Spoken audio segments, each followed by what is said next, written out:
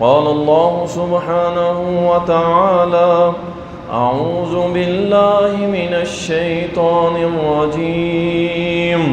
والسابقون الأولون من المهاجرين والأنصار والذين اتبعوهم بإحسان رضي الله عنهم ورضوا عنه وأعد لهم جنات تجري تحتها الأنهار خالدين فيها أبدا ذلك الفوز العظيم. اللهم صل على محمد وعلى آل محمد كما صليت على إبراهيم وعلى آل إبراهيم إنك حميد مجيد. اللهم بارك على محمد وعلى آل محمد كما باركت على إبراهيم وعلى آل إبراهيم إنك حميد مجيد. تعریفات اللہ سبحانہ و تعالی کے لیے، درود و سلام سید المرسلین، شافی محشر، ساقی کوثر، امام المجاہدین جناب محمد الرسول اللہ صلی اللہ علیہ وسلم پر بے شمار رحمتیں ہوں، صحابہ کرام رضوان اللہ علیہم اجمعین پر۔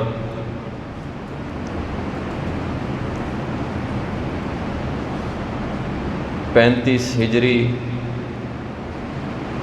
ذوالحجہ کا مہینہ، عالم اسلام تمام مسلمان فریضہ حج مکمل کرنے کے بعد اپنے اپنے ملکوں اور اپنے اپنے گھروں کی طرف لوٹ رہے تھے۔ اس دوران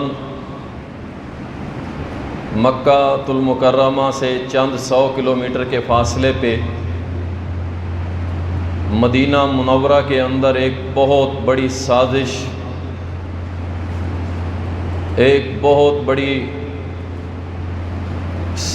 تیار کی گئی تھی، اور اس سازش کو تکمیل تک پہنچایا جا رہا تھا۔ اور اس طرف مسلمان اپنی حج کو مکمل کر کے اپنے گھروں کو لوٹ رہے تھے، تو دوسری طرف اسلام کی ایک دل فریب شخصیت، حسین و جمیل شخصیت،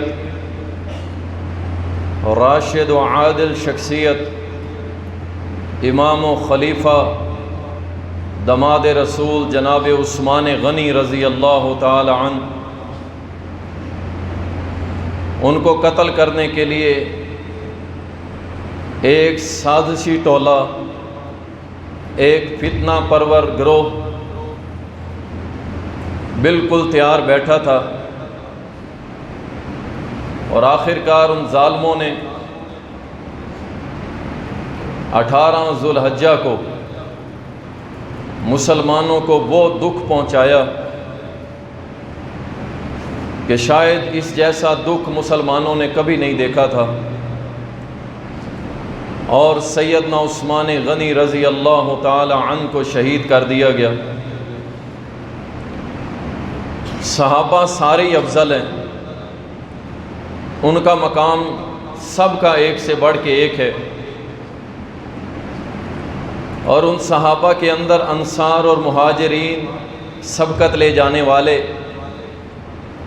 اور پھر ان صحابہ کی پیروی کرنے والے، اللہ نے ان کو بشارت دی ہے کہ اللہ ان سے راضی ہے، وہ اللہ سے راضی ہیں، اور ان کے لیے اللہ نے جنت میں باغات تیار کر رکھے ہیں کہ جس کے نیچے سے نہریں بہتی ہیں، اور یہ بہت بڑی کامیابی ہے۔ یقین جانیے، اگر آپ چاہتے ہیں کہ اللہ ہم کو جنت میں داخل کرے تو صحابہ کے پیچھے چلنا پڑے گا، اور یہ میں اکثر بتایا کرتا ہوں، اس ترتیب کو خراب کرنے کی کوشش نہ کریں، جس پہ امت کا اجماع ہے، امت اکٹھی ہے، اس کو توڑنے کی کوشش نہ کیا کریں، صحابہ سے آگے لگنے کی کوشش نہ کیا کریں۔ اللہ نے شریعت نازل کی ہے محمد الرسول اللہ پر صلی اللہ علیہ وسلم، اور میرے نبی نے وہ شریعت سکھلائی ہے صحابہ اکرام کو رضوان اللہ، اور وہ شریعت صحابہ نے تابعین کو سکھلائی ہے، تابعین نے تبع تابعین کو سکھلائی، اور اس کے بعد ائمہ کرام، محدثین، اور یہ سارا سلسلہ ہے۔ اس ترتیب کو خراب نہ کیا کریں۔ جو موقف صحابہ کا ہے وہی ہمارا ہونا چاہیے۔ نیا موقف، نئی نئی باتیں دین کو ڈی ٹریک کر سکتی ہیں، راستے سے اتار سکتی ہے، پٹڑی سے اتار سکتی۔ اس لیے اپنے آپ کو چاہے کوئی کتنا بڑا ہی عالم کیوں نہ ہو، جیسے صحابہ نے دین سمجھا ہے، فہم صحابہ ہمارے لیے حجت۔ اس پہ انشاءاللہ جمعہ پڑھائیں گے۔ آج کا جمعہ 18 ذوالحجہ کے دن جو شہادت ہوئی تھی سیدنا عثمان غنی رضی اللہ تعالی عنہ، ان کے متعلق پڑھایا جائے گا۔ جب میں مطالعہ کر رہا تھا تو سیدنا عثمان کی جو شخصیت اور ان کے کارناموں کے پہلو ہیں وہ اس قدر زیادہ تھے کہ اگر ان کو بیان کرنے لگیں تو کم از کم 4 جمعہ یا 5 جمعات خطبات چاہیے۔ پھر جا کے ان کی شخصیت کا مکمل ہم آپ کے سامنے ایک سکیچ رکھ سکتے ہیں، ایک عکس رکھ سکتے ہیں کہ سیدنا عثمان کی شخصیت کیسی تھی۔ میں مختصر آپ کی شخصیت کا تعارف کرواؤں گا۔ کون عثمان، جن کے بارے میں رسول کائنات صلی اللہ علیہ وسلم نے فرمایا تھا، یا اللہ میں عثمان سے راضی، اللہ تو بھی عثمان سے راضی ہو جا۔ میں سمجھتا ہوں کہ صحابہ کرام میں سب سے زیادہ اگر کسی کو جنت کی بشارتیں دی گئی ہیں تو وہ عثمان غنی کو دی گئی، اور زندگی کے اندر بھی میرے رسول نے عثمان کو جنت کی بشارت دی ہے، اور فوت ہونے کے بعد بھی بشارتیں دی۔ آپ نے پہلی تو سنی ہوگی، بعد والی پہ بھی میں روشنی ڈالنا چاہوں گا کہ آپ نے اپنی زندگی میں حضرت عثمان رضی اللہ تعالیٰ عنہ کو بہت دفعہ جنت کی بشارت دی، لیکن آپ نے فوت ہونے کے بعد بھی بشارتیں دی۔ رسول اللہ صلی اللہ علیہ وسلم کا یہ صحابی، یہ داماد، یقین جانے جب رسول کریم صلی اللہ علیہ وسلم نے اسلامی ریاست کی بنیاد رکھی نا، اب آپ کی جو سیرت ہے اس کو اس نظر سے دیکھیں کہ سیدنا عثمان کا کردار اسلامی ریاست کو کھڑا کرنے میں کتنا تھا۔ آپ کے حسن و جمال کو اگر بیان کروں تو بہت زیادہ ہے، اخلاقیات بہت زیادہ ہے، سیرت کے پہلو بہت زیادہ ہے، لیکن جو ریاست مدینہ میرے اور آپ کے پیارے محمد صلی اللہ علیہ وسلم آپ نے جو قائم کی تھی نا، اس کو کھڑا کرنے میں عثمان کا کیا کردار ہے، کس قدر قربانیاں۔ واقعات آپ نے سنے ہوتے ہیں، لیکن حقیقت میں وہ ایک امارت، ایک ریاست، ایک اسلامی ریاست اور ایک خلافت کی بنیاد جو رکھی گئی تھی، اس میں جتنا کردار میں سمجھتا ہوں سیدنا عثمان کا ہے شاید کسی اور صحابی کا نہ ہو۔ بے شمار مثالیں۔ سیدنا عثمان غنی رضی اللہ تعالی ان اغنیاء میں سے تھے، ان مالدار لوگوں میں شامل تھے کہ جن کو اللہ نے دولت مال سے نوازا ہوا تھا، اور رج کے نوازا ہوا تھا، اور جب اللہ مال دے تو اللہ سے دعا کیا کرو اللہ خرچ کرنے کے بھی توفیق دے۔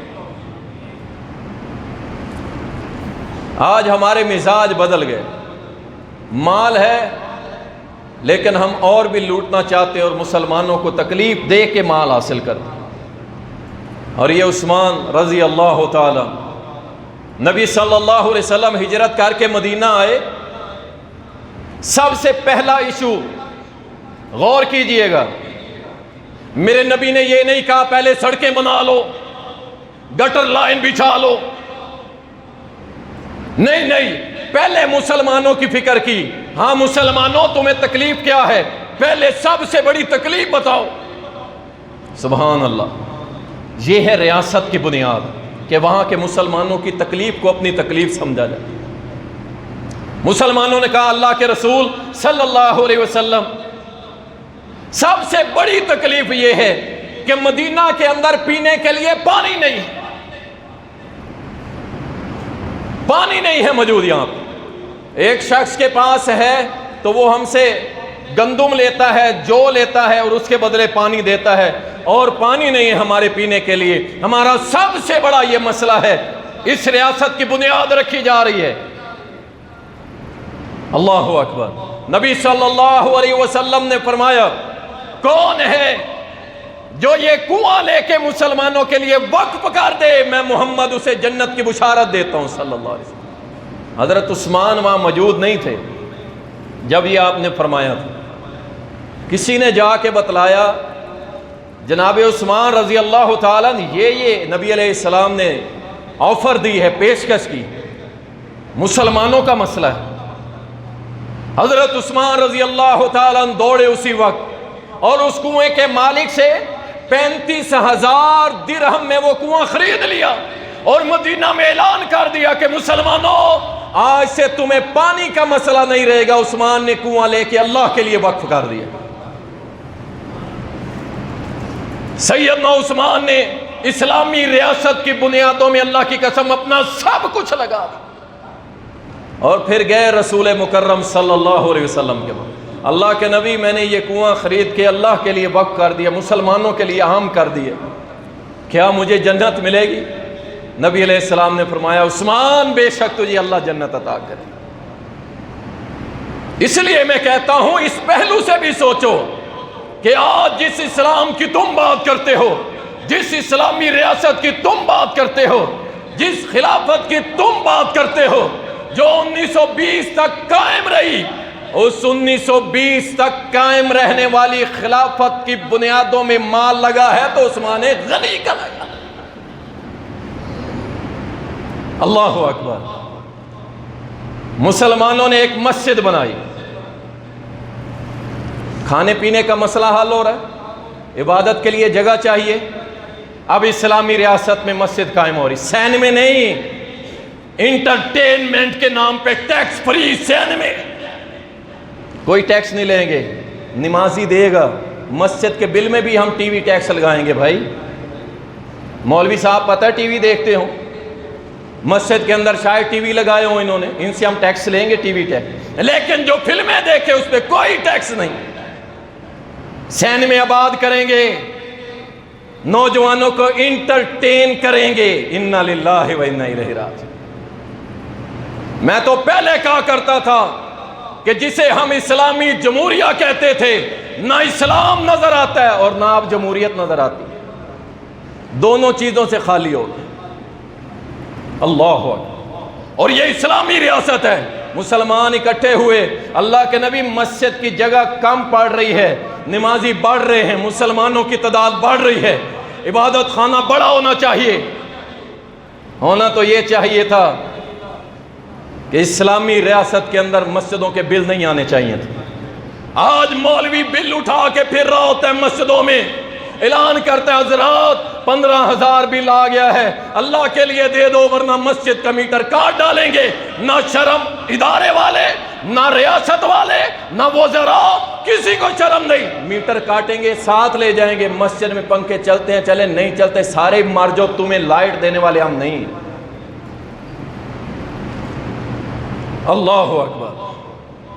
یہ ملا ہے آپ کو 70 سال میں، مبارک ہو، آپ لینوں میں لگے ہوئے ہیں نا، نعرے لگا رہے ہیں، آپ کو 70 سال میں یہ ملا ہے۔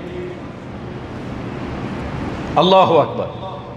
نبی علیہ السلام نے فرمایا 7 والا پلاٹ جو بھی لے کے دے گا میں محمد اسے جنت کی بشارت دیتا ہوں صلی اللہ علیہ وسلم۔ پھر حضرت عثمان غنی رضی اللہ تعالیٰ عنہ آگے بڑھے، پانی کے مسئلے میں بھی آگے، عبادت کے مسئلے میں بھی آگے، اور جاؤ لاکھوں روپے لگا کے مدینہ طیبہ جاتے ہو، مسجد نبوی میں نماز پڑھتے ہو، ایک نماز پڑھنے کا اجر 1000 نمازوں کے برابر ہے، اور وہ جگہ لے کے کس نے دی تھی؟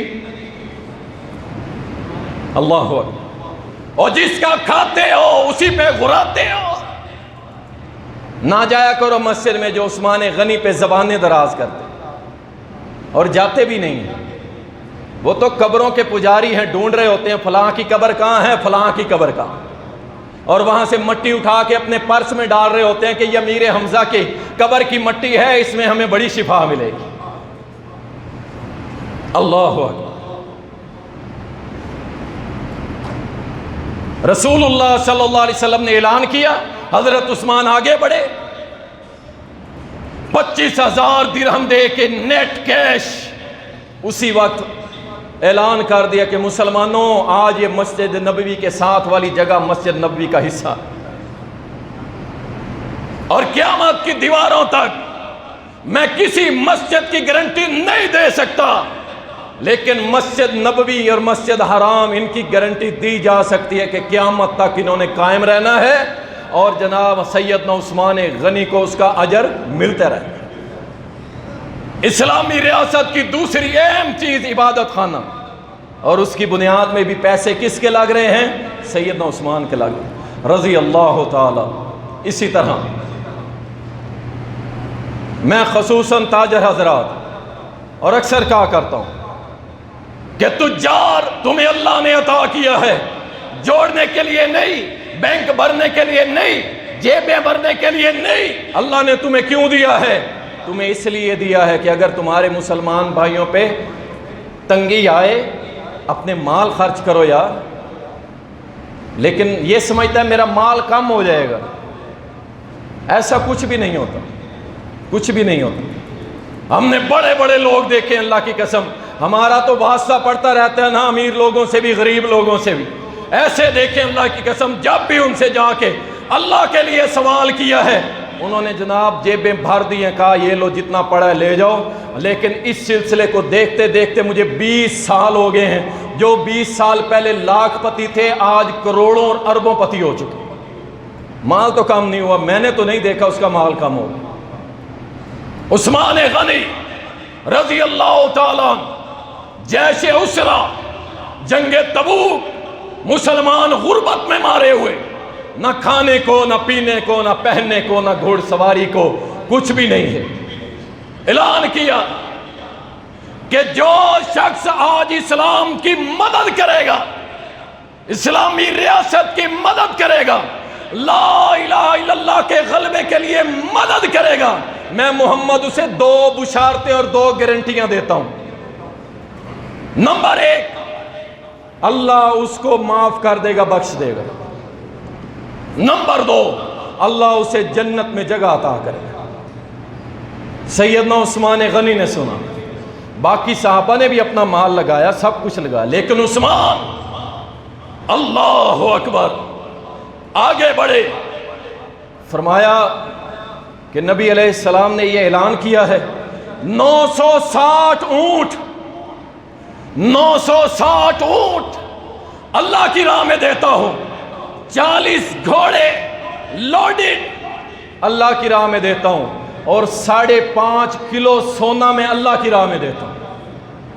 5.5 کلو، جاؤ حساب لگا لو، 15 سے 20 کروڑ بنتا ہے۔ کیا عثمان بھوکا ہو گیا؟ کیا عثمان پہ مال ختم ہو گیا؟ ختم ہو گیا؟ اللہ اکبر، 5.5 کلو سونا جو 15 سے 20 کروڑ کے درمیان ہے آج کے مطابق، سکے لا کے میرے نبی کی جھولی کے اندر ڈال دی۔ اللہ کے نبی یہ میری طرف سے قبول کریں، اس اسلامی ریاست کی بنیادوں میں عثمان کا مال لگے گا۔ نبی علیہ السلام ان سکوں سے، سونے کے سکوں سے ان کو الٹ پلٹ کر رہے ہیں اور ساتھ فرما رہے ہیں عثمان آج کے بعد اگر تو کوئی عمل نہیں بھی کرے گا اللہ تجھے تب بھی جنت میں داخل کرے گا۔ جاؤ، یہ گارنٹی میرے نبی نے کسی اور صحابی کو نہیں دی، عثمان کو دی کہ عثمان آج کے بعد اگر تو کوئی عمل نہ بھی کرے نا پھر بھی اللہ تجھے جنت عطا کرے گا۔ اللہ ان سے راضی ہو، اللہ ان سے راضی ہو۔ رسول اللہ صلی اللہ علیہ وسلم کا یہ ساتھی اس قدر جنت کی بشارتیں نبی صلی اللہ علیہ وسلم کی زبان اطہر سے۔ اور عثمان، ان کی تو شخصیت ایسی تھی کہ ان کی توہین کو تو رب بھی پسند نہیں کرتا تھا، رب بھی پسند نہیں کرتا تھا۔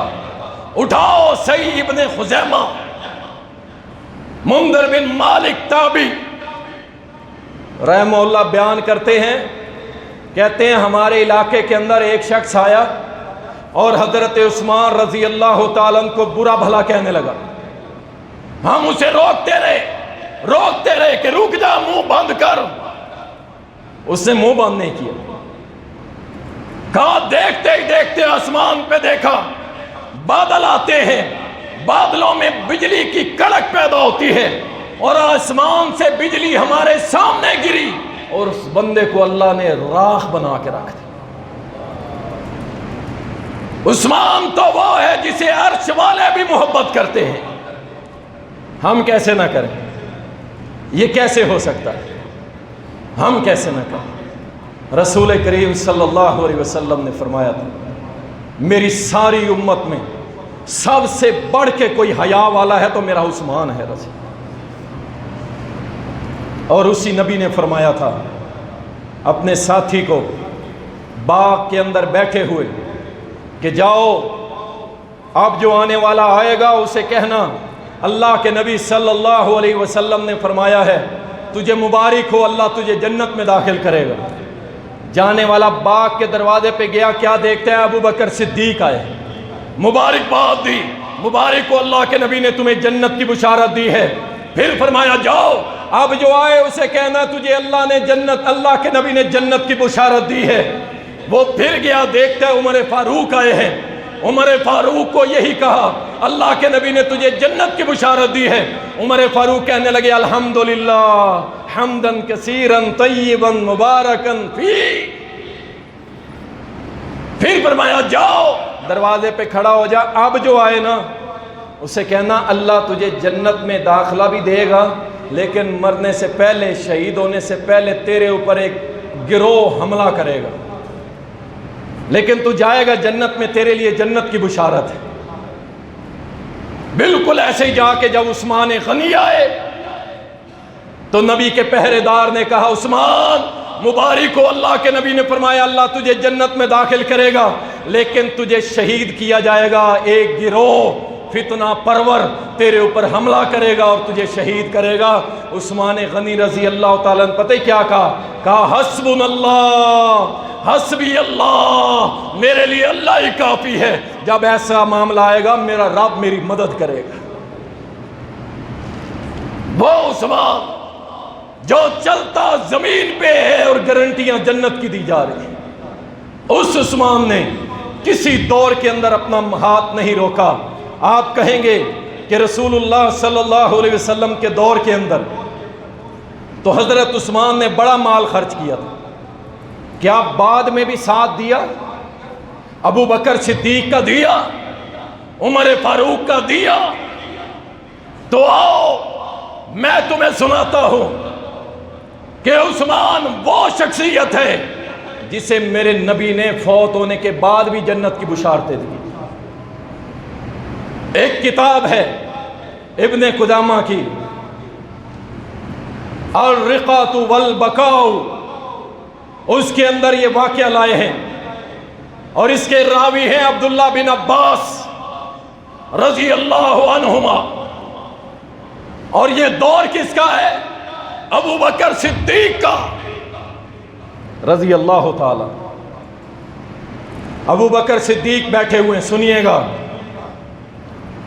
کچھ لوگ اکٹھے ہو کے مسلمان آئے، آ کے کہنے لگے امیر المومنین ابو بکر صدیق رضی اللہ تعالی، ہم نے فصل کاشت کی تھی، بارشیں نہیں ہوئی، ہماری فصلیں نہیں ہوئی، گندم بھی نہیں ہے، کچھ کھانے کو بھی نہیں ہے، ہم تو بڑے پریشان ہیں، امیر المومنین کچھ کیجئے۔ سبحان اللہ، حکمران ہو تو ایسا ہو۔ پتہ ہی کیا کہنے لگے؟ کہا لوگو صبر کرو، اور مجھے اس اللہ پہ یقین ہے آج شام سے پہلے اللہ تمہارا مسئلہ حل کر دے گا۔ اللہ اکبر۔ اور یہ وہی لوگ ہیں جن کے بارے میں فرمایا گیا کہ یہ جب اللہ پہ ہاتھ اٹھا دیتے ہیں اللہ کے سامنے، اللہ ان کے ہاتھ خالی نہیں لٹاتا۔ ابو بکر کے پاس کچھ بھی نہیں تھا، پھر بھی فرما دیا، کہا صبر کرو، انشاءاللہ آج شام تک میرا رب تمہاری مدد کرے گا۔ اللہ اکبر۔ دوسری طرف کیا ہوا؟ عین دوپہر کے ٹائم، عصر کے وقت کے قریب، ایک قافلہ 100 اونٹوں پہ مبنی، 100 اونٹ، اور ان کے اوپر غلہ لوڈ تھا 100 اونٹوں کے اوپر، مدینے کے بارڈر کو کراس کیا، اور اس قافلے کا امیر اور مالک سیدنا عثمان غنی تھے رضی اللہ عنہ۔ غلہ لائے، اپنے گھر ان لوڈ کیا، اتارا، رکھا، مدینے کے تاجر آ گئے، کہا جناب عثمان رضی اللہ تعالی یہ گندم ہمیں بیچ دے، مدینے میں بڑی ضرورت ہے۔ کہا کتنا منافع دو گے؟ کہا 10 کے 12 دیں گے۔ کہا یہ بہت کم ہے۔ کہا چلیں 10 کے 15 لے لیں، آپ نے 10 کا خریدا ہے تو 15 کا دے دیں۔ کہا نہیں، مجھے اس سے زیادہ ملتا ہے۔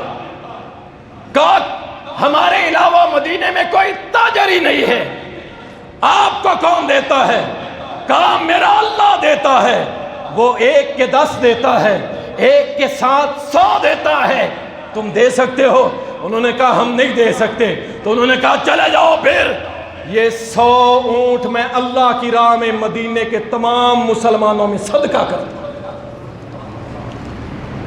اور تاجروں، سٹاک کرنے والوں، مال کو اپنے پاس قابو کر کے پورے ملک میں مہنگائی کرنے والوں، اللہ کے ہاں تمہارا کوئی مقام نہیں ہے، تم قیامت کے روز چوروں کی صف میں کھڑے ہوگے۔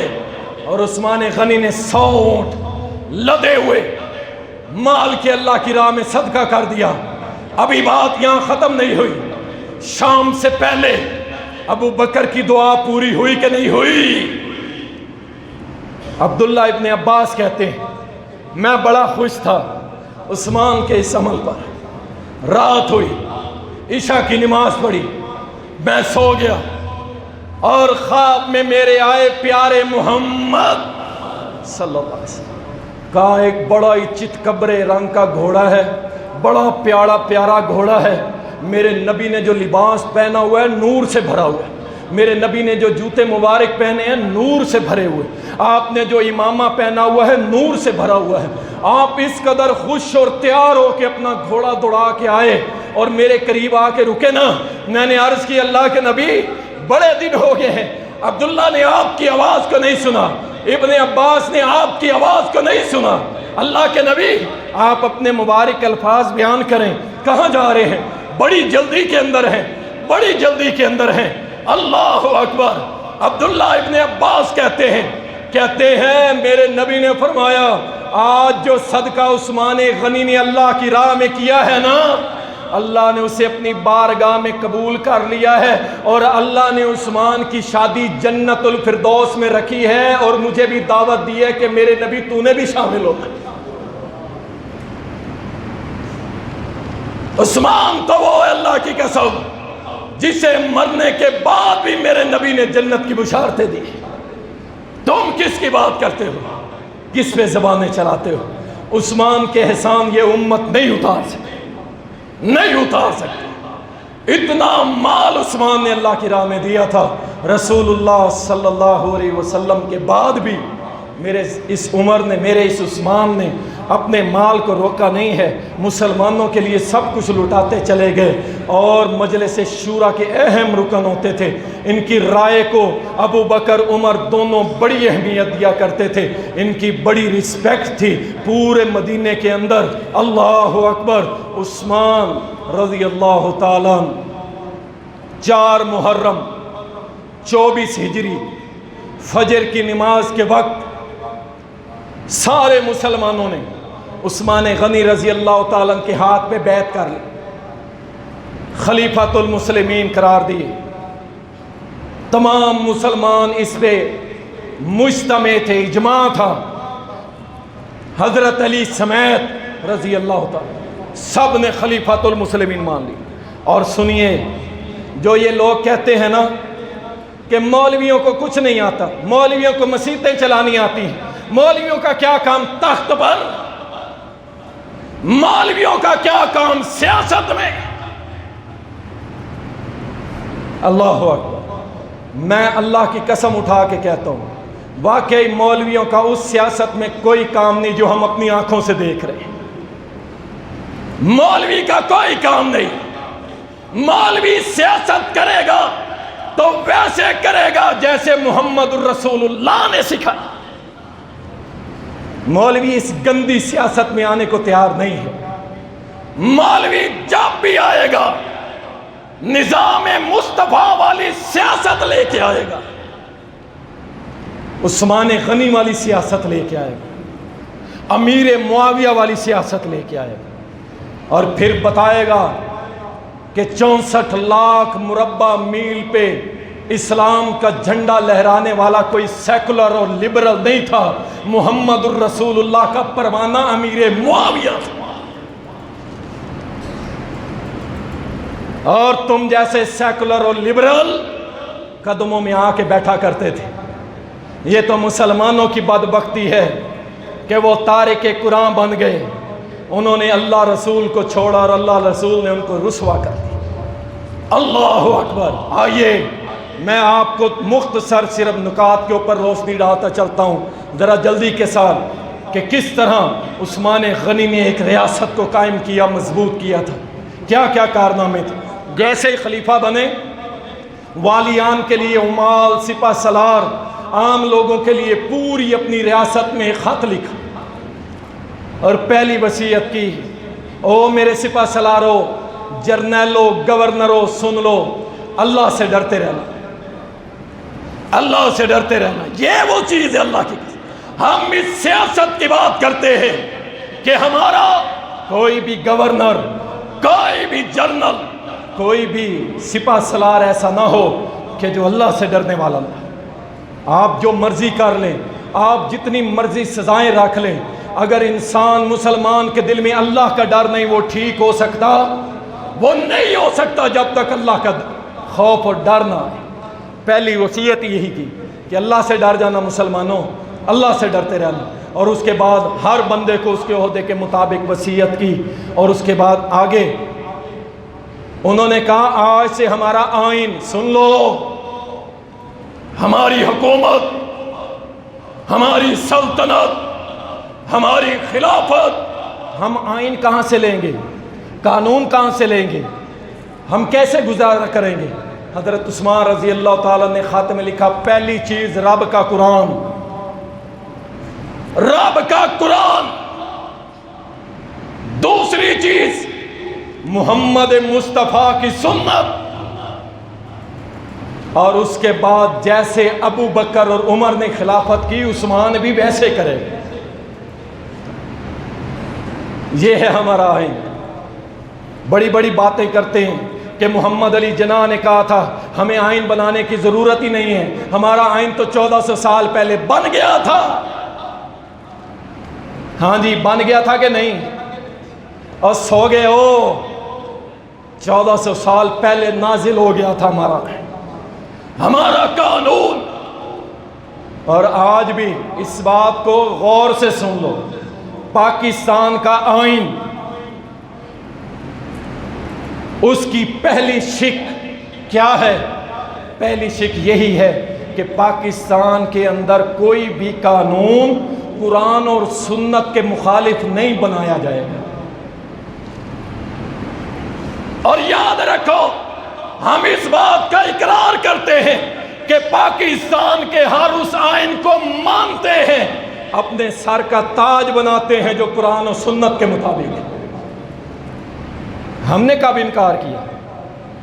ہم تو انکار کرنے والے نہیں، لیکن اگر ساری دنیا مل جائے اور ایک قانون بنا کے کہے کہ محمد کے بنائے ہوئے قانون کے مقابلے میں اسے مان لو، تو رب کعبہ کی قسم ہم ماننے والے اتنی سی بات ہے.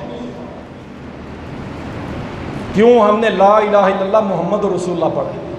اب حضرت عثمان نے قانون بنایا، آئین بنایا، قرآن و سنت جیسے ابو بکر عمر نے عمل کیا ہم بھی ویسے کریں گے. خلیفہ نے پہلا حق امت کو دیا. کیا فرمایا؟ میری جتنی بھی رعایا ہے امت محمد ہے صلی اللہ علیہ وسلم، سب کو حق ہے کہ وہ اپنے گورنر، اپنے خلیفہ کا محاسبہ کر سکتے. اس لیے مولویوں کی سیاست پسند نہیں ہے. اور غور کر لو، تم بھی ووٹ کھیل رہے ہو نا، سن لو. مولویوں کی سیاست اس لیے پسند نہیں. عثمان غنی نے کہا کوئی گورنر ہو چاہے خلیفہ وقت ہو، ایک عام مسلمان کو اجازت ہے آ کے محاسبہ کر سکتا ہے، پوچھ سکتا ہے کہ اے خلیفۃ المسلمین ہمیں بتائیے یہ آپ کے مال و دولت کہاں سے آیا ہے؟ اللہ اکبر. اس لیے تو عمر کو ایک عورت نے پوچھ لیا تھا نا، عمر ہمیں ایک ایک چادر اور تجھے دو، یہ دوسری کہاں سے آئی ہے؟ یہ ہے ہماری سیاست، یہ ہے ہماری پاکیزہ سیاست. اللہ اکبر. اور اللہ نے کرنے کا موقع دیا تو انشاءاللہ کر کے دکھائیں گے. اللہ اکبر. آگے چلتے ہیں، وقت تھوڑا ہے. آپ نے شرعیت کا نظام، شورا 6 افراد کی بنائی، کوئی لمبی چوڑی نہیں، 500 افراد، 10,000. 6 صحابہ اکرام چن کے ان کی شورا بنا دی. آپ نے مشورہ کر کے خلیفہ کو بتانا ہے، خلیفہ اسے پاس کرے گا یا انکار کرے گا. اللہ اکبر. اس کے بعد عدل و مساوات کا ادارہ، حریت و آزادی.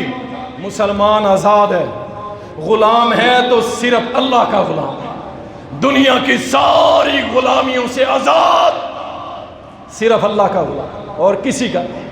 اللہ اکبر. احتساب کا ادارہ، امر بالمعروف و نہی عن المنکر کا ادارہ. معاشرے کے اندر گانے، کنجر خانے کچھ نہیں، بہترین پاکیزہ ماحول، ہر طرف قال اللہ و قال الرسول کی باتیں. مسلمان پاکیزہ، صاف ستھرا، دھوتا ہوا صاف ستھرا. سبحان اللہ. ایسے ادارے بنائے. اور اس کے بعد بیت المال کو مضبوط کیا. اس کے بعد غیر مسلم جو اسلامی ریاست میں رہتے ہیں ان پہ جو ظلم کرے گا اس کو کیا کیا سزا دی جائے گی، اس پہ بھی پورا قانون بنا دیا.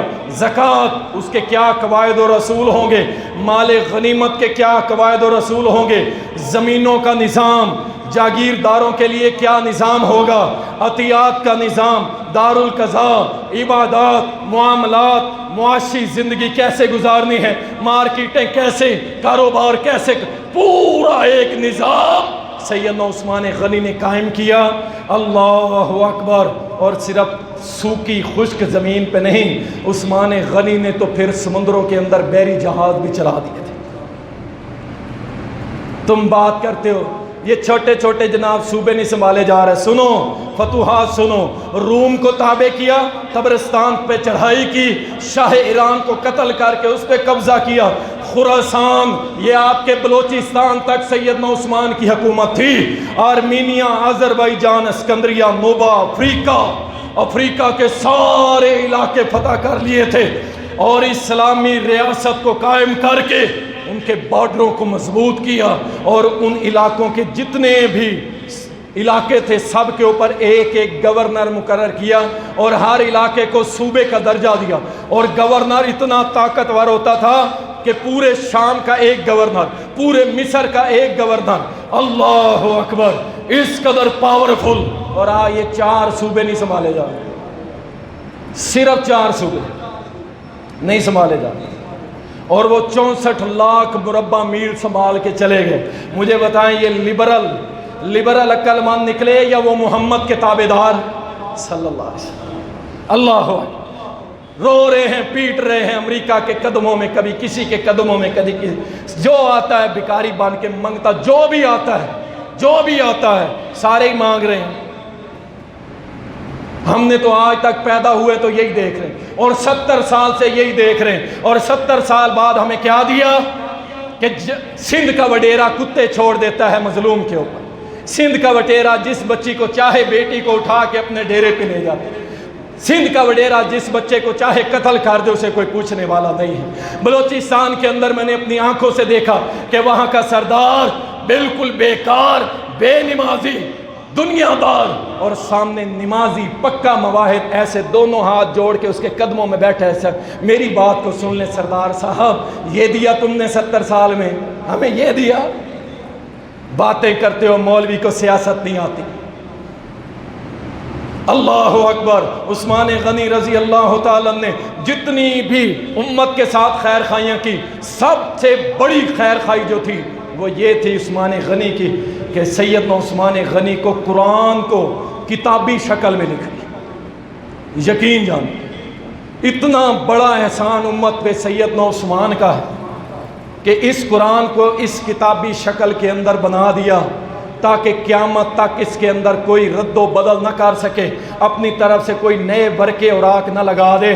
وہی قرآن جو عثمان غنی رضی اللہ تعالیٰ نے کتابی شکل میں دیا، حضرت ابو بکر کی بھی خواہش تھی، عمر کی بھی خواہش تھی، انہوں نے بھی اس پہ کام کیا، لیکن اسے جب اکٹھا کیا عثمان غنی نے اور پھر اس کے نسخے پوری دنیا کے مسلمانوں میں تقسیم کیے کہ آج کے بعد قیامت کی دیواروں تک یہی مصحف، یہی قرآن پڑھا جائے گا، ہر جگہ یہی قرآن چلے گا۔ اور 40 پاروں والا قرآن وہ کب آئے گا؟ وہ غار سے امام غائب لے کے آئے گا جب دنیا ختم ہو جائے گی، قیامت برپا ہو جائے گی۔ پھر اس قرآن کو تم نے کیا کرنا ہے بھائی؟ جو قرآن قیامت کو نکالو گے تم 40 والا، وہ جس کے 10 بارے ابو بکر کی بکری کھا گئی تھی، انا للہ و انا الیہ راجعون، اس قرآن کی حفاظت کی ذمہ داری کس نے لی ہے؟ اور بولو کس نے لی ہے؟ اور جس کی ذمہ داری اللہ لے، اس کے ایک حرف یا زیر زبر کو بھی کوئی بدل سکتا؟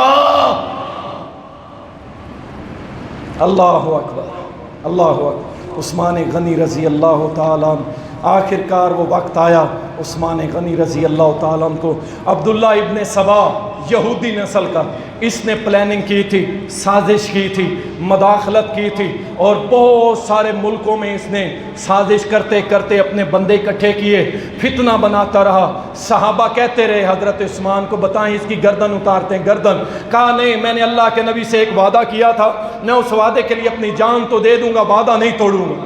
بتایا بھی نہیں کہ وہ کیا وعدہ تھا، لگتا یہی تھا کہ حضرت عثمان مدینہ طیبہ میں خون نہیں بہانا چاہتے تھے، کسی کا بھی مدینہ الرسول میں کوئی خون نہیں بہانا چاہتے تھے۔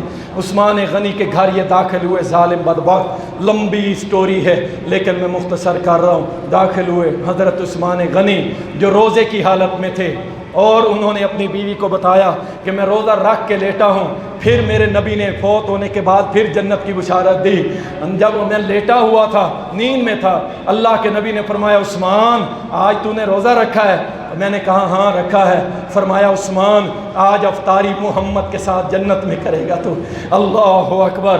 اور شام کے وقت عثمان غنی کو شہید کر دیا گیا، اور قرآن کھلا ہوا تھا، اس کے اوپر ہی حضرت عثمان کے خون کے قطرے گرے۔ اللہ تعالیٰ ان کی مغفرت فرمائے، ان پہ کروڑ رحمتیں نازل فرمائے۔ اللہ تعالیٰ تمام صحابہ کی قبروں کو منور فرمائے۔ وآخر دعوانا الحمدللہ۔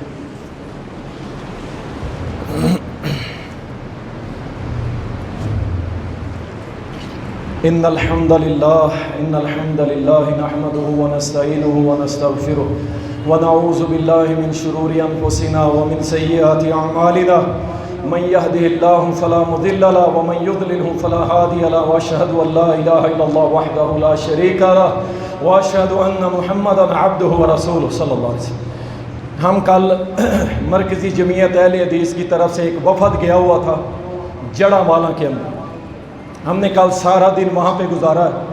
آپ نے وہ ثانیہ سنا ہوگا کہ جو جڑا والا کے اندر پیش آیا ہے، ہمارے 2 نوجوان شاہد فروق منج اور راشد ڈوگر، یہ 2 نوجوان شہید کر دیے گئے عید والے دن۔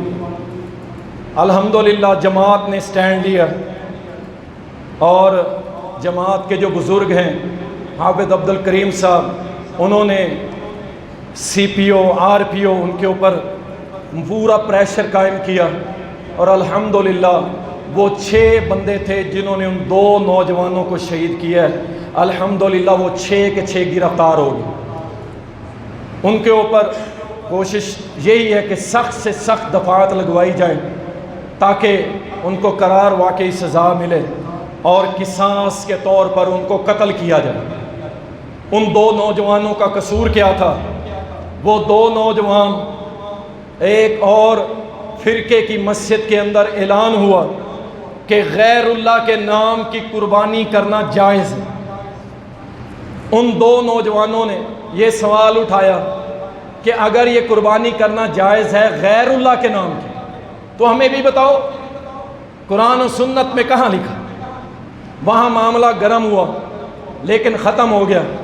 عید نماز پڑھی، مسجد میں یہ شاہد فاروق رحمہ اللہ کھڑا ہوا تھا تو باہر سے 6 افراد نے للکارا کہ باہر آؤ، وہابی فلاں اور فلاں۔ اور یہ نوجوان بڑا ہی دلیر تھا، بہادر تھا، مالدار تھا، لیکن ماں باپ کا ایک ہی تھا، نہ اس کا چاچے نہ کوئی اور اس کے پیچھے پیروی کرنے والا کوئی نہیں تھا۔ ایک اس کی بیٹی تھی، اس کے لیے اس نے ایک مدرسہ بنایا تھا۔ اس کی بیٹی کا عالمہ کمپلیٹ ہونے والی تھی اور مدرسہ بنایا تھا اور اپنی رقبہ زرعی زمین وقف کی تھی کہ اس کی جو بھی آمدن آئے مدرسے میں جائے اور اس کا خرچہ چلتا رہے، یہ مدرسہ کسی سے بھیک نہ مانگے۔ اللہ اکبر۔ یہ باہر نکلا اور سامنے جو مخالفین تھے انہوں نے 2 فائر ان کے دماغ میں مارے، سر کے اندر مارے، موقع پہ شہید ہو گئے۔ پیچھے سے وہ راشد ڈوگر نکلا نوجوان، اس نے اسے بچانے کی کوشش کی تو ان ظالموں نے اس کے سر میں بھی 2 فائر مارے، موقع پہ ہی دونوں شہید ہو گئے۔ بڑا سانحہ تھا، بڑی تکلیف اور کرب میں تھے تمام مسلمان اہل علاقہ، اور کل میں نے دیکھا ہر آنکھ اشکبار تھی اور ہر بندہ ہی غم میں ڈوبا ہوا تھا اس نوجوان کی شجاعت اور اس کا عقیدہ۔ اور یہ کہتے ہیں کہ جناب بکرے، جانور، گائے، اونٹ غیر اللہ کے نام کی ذبح کرنا جائز ہے۔ شرم آنی چاہیے، شرم آنی چاہیے۔ اٹھاؤ حدیث کی کتابیں اور بھول گئے تم کہ میرے اور تمہارے پیارے محمد صلی اللہ علیہ وسلم نے فرمایا۔ وہ ایک راستے کے اندر 2 نوجوان، راستے میں غیر اللہ والوں نے ناکا لگایا ہوا تھا۔ انہوں نے کہا جو بھی یہاں سے گزرتا ہے کچھ نہ کچھ اس قبر پہ چڑھا کے جاتا ہے، اس پہ چڑھا کے جائے گا۔ ایک نے کہا میں کچھ بھی نہیں چڑھاؤں گا۔ انہوں نے کہا چلو ایسے کرو، ایک مکھی مار کے غیر اللہ کے نام پہ چڑھا۔ ایک نے کہا میرا عقیدہ یہ ہے کہ میں ایک مکھی بھی غیر اللہ کے نام کی نہیں ماروں گا۔ اور دوسرے نے کہا مکھی ہے نا، اس نے مکھی ماری اور غیر اللہ کے نام پہ چڑھاوا چڑھا دیا۔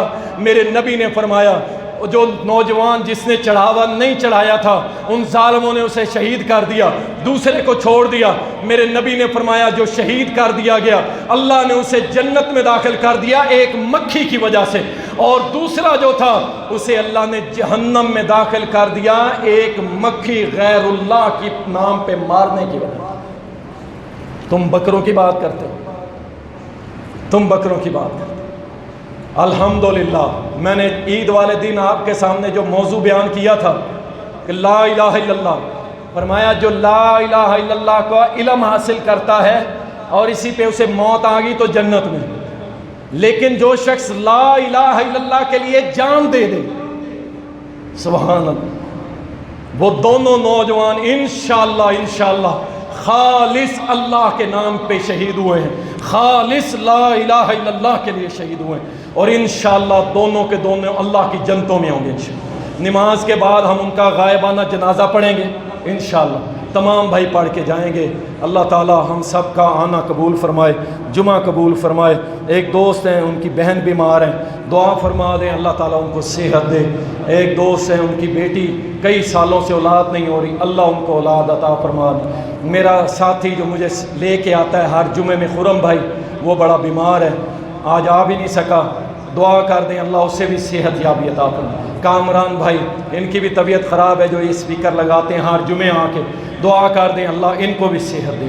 تمام مریضوں کو اللہ شفا دے، تمام بیماروں کو اللہ شفا دے، تمام بے اولادوں کو اللہ صحت دے، تمام موحدین کی مغفرت فرما دے، تمام بے روزگاروں کو رزق دے، تمام مقروض کا قرضہ اتار دے، تمام بے اولادوں کو اولاد دے دے، تمام مسلمانوں کو حج بیت اللہ کی توفیق دے، تمام مسلمانوں کو شہادت کی موت دے، پوری دنیا پہ عالم پوری دنیا کے اندر اسلام کا بول بالا ہو جائے اور شرک اور کفر کا منہ کالا ہو جائے، اللہ اسلام کا بول بالا کر دے، اللہ پوری دنیا میں اسلام کا غلبہ فرما دے۔ اما بعد فإن خیر الحدیث کتاب اللہ وخیر الہدی ہدی محمد صلی اللہ علیہ وسلم وشر الامور محدثاتها وکل محدثۃ بدعۃ وکل بدعۃ ضلالہ وکل ضلالۃ